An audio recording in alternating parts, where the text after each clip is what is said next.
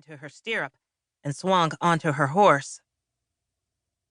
The horse was the same stormy gray color as Lil's eyes, with a black mane and tail matched to the inky midnight tone of Lil's hair. Fanciful, Lil had named her Aurora, the most beautiful thing she could think of at the time, but everybody called her Rory. Rory had been Lil's 25th birthday present from her granddad, the last one he ever gave her. Leaning forward, she pressed the side of her face against Rory's warm neck, breathing deep that unique in all the world scent that was horse.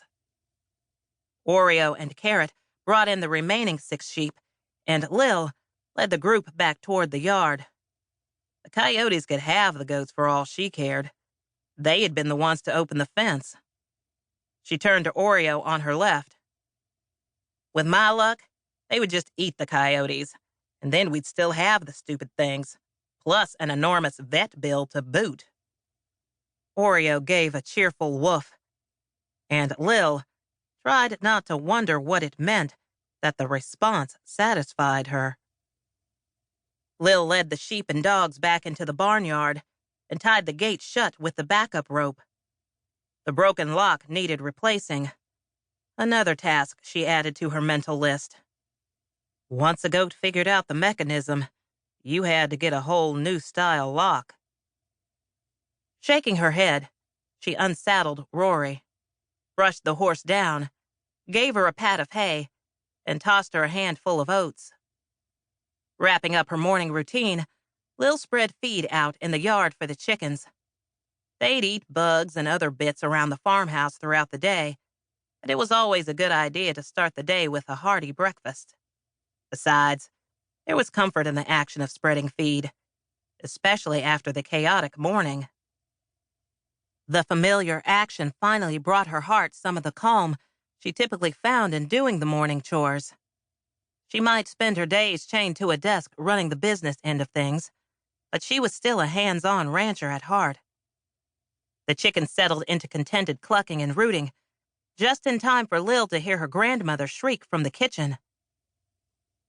Lil was across the yard in 4 seconds, up the stairs, and into the kitchen in another 2. Her eyes and muscles worked faster than her mind. Before she knew what she was doing, her rope was out, its tail end lashing out to snake around the delicate wrist of the arm raised against the woman who had raised her.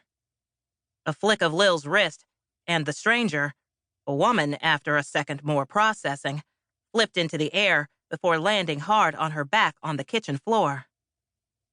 Lil. Gran's voice was cross. Lil crossed the kitchen in 3 strides, crouched at the stranger's side, and rolled her over. The woman's face had gone pale and sweaty, all the more unfortunate for being paired with a green 3-piece skirt suit with a little too much square in the shoulders. She was probably in her mid-40s and had a tight perm shorn close to her head. Based on the faint traces of grow-out, the woman was a natural sensible brown that she had dyed an even more sensible brown. Lil considered the woman for a second longer before saying casually, "I could shoot you, you know." Granddad had always said calm was scarier.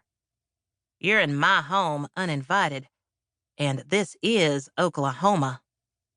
Lil. Gran's voice turned up a notch, breaking through the cold rage in her mind. Apologize. Lil's chin angled up, and her heels dug down. I'm not saying sorry to this stranger. She was about to hit you. Gran's face cracked with a smile that had a hint of bite in it. She patted the front pocket of her apron before pulling out her mace keychain. It was the color of a purple highlighter. I might have said a few provoking words about her mother, but that's beside the point.